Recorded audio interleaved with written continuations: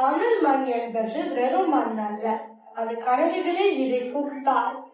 சிந்தனையில் சென்னை, செயல்களில் வதனை.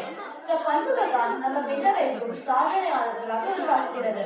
சங்கத்திலிருந்து இன்று வரை பல துறைகளில் நம் தமிழர்கள் உலகத்தை ஆட்சி நோக்கி இருக்காங்க.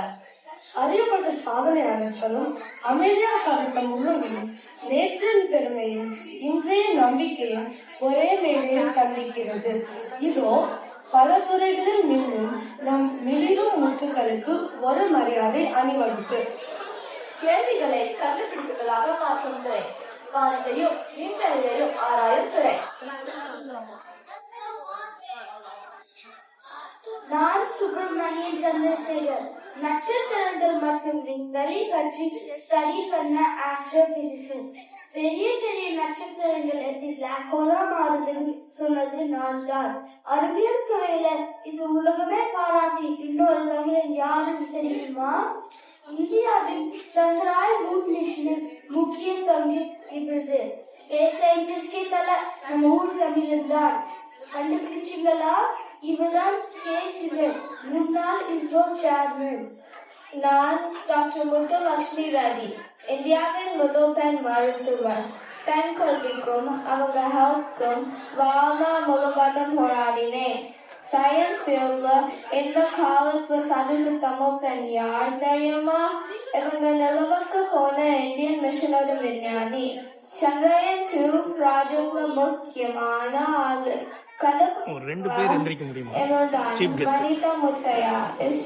ஐடியாஸை ஆப் ஆர் கனவுகளை கம்பெனிஸா மாற்றும் துறை இதோ வருகிறது.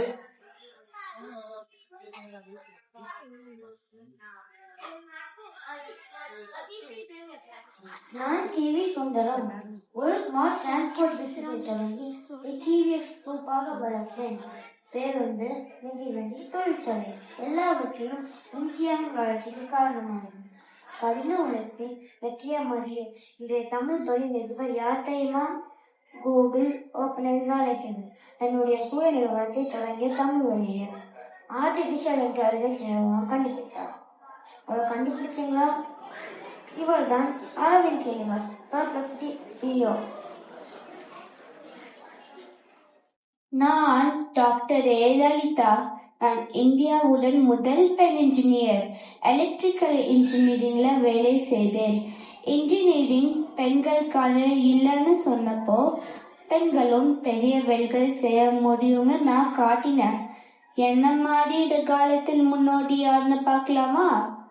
இந்தியாவின் பெரிய சாஃப்ட்வேர் கம்பெனி இவங்களது. உலகம் முழுக்க வாடிக்கையாளர்கள் இருக்காங்க. எளிய வாழ்க்கை, வலிமையான எண்ணம்னு தன் உழைப்பால் உயர்ந்த பெண். அவரை தெரியுமா? இவர் தான் ராதா வெம்பு, ஜோஹோ கம்பெனியோட கோஃபவுண்டர்.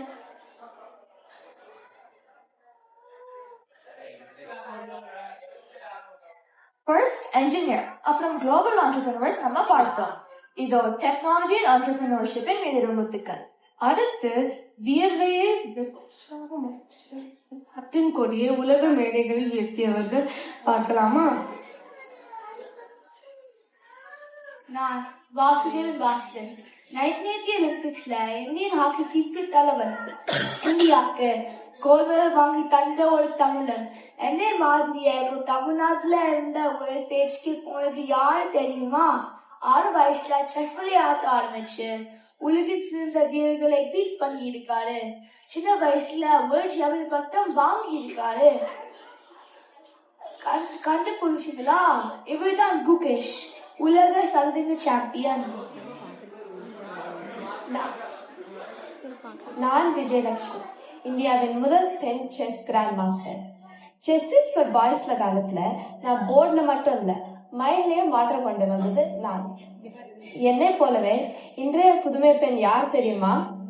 இவங்க ஸ்வாட் மாதிரி வெப்பன் யூஸ் பண்ணுவாங்க. ஃபென்சிங் ஸ்போர்ட்ல ஒலிம்பிக்ஸுக்கு போன முதல் இந்திய பெண் இவங்க தான். ஃபென்சிங் ஸ்போர்ட்ல இந்தியாவுக்கு ரெப்ரசென்ட் பண்ணி பெருமைப்படுத்திருக்காங்க. இவங்க யாருன்னு கண்டுபிடிச்சிங்களா?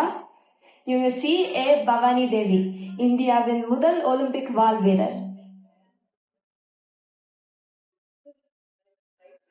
கிரவுண்ட்ல ஓடியவர்களும் போர்ட்ல பேட்டில் பண்ணினவங்களும் இதோ ஸ்போர்ட்ஸின் நிறுவனத்துக்கள். பவர் அல்ல பொறுப்பு, ஃபேம் அல்ல சேவை என்று வாழ்ந்தவர்கள் பார்க்கலாமா? நான் கே காமராஜ். என்னை அனைவரும் கட்டிய உதவன்னு கூப்பிடுவாங்க.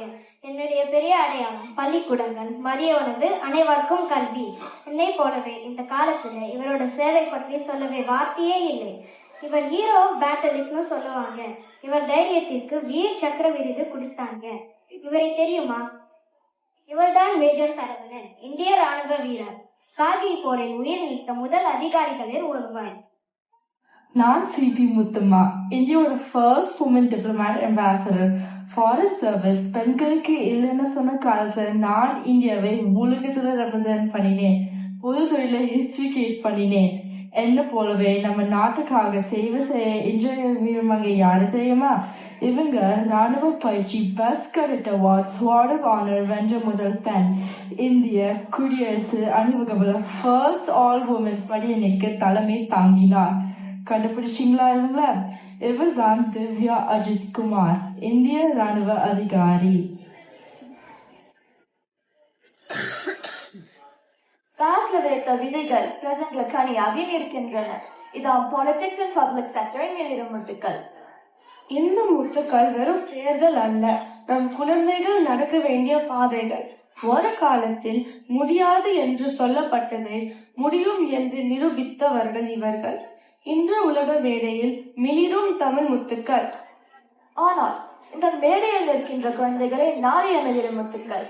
நம்பிக்கை கொடுத்தால், வாய்ப்பு கொடுத்தால், வழிகாட்டினால் அடுத்த சாதனைகள் இங்கிருந்தே தொடங்கும். வாங்க, நம்ம கடந்த காலத்துக்கும் நம் நிகழ்காலத்திற்கும் நம் எதிர்காலத்திற்கும் ஒரு பெரிய ஸ்டாண்டிங் ஓவேஷன்.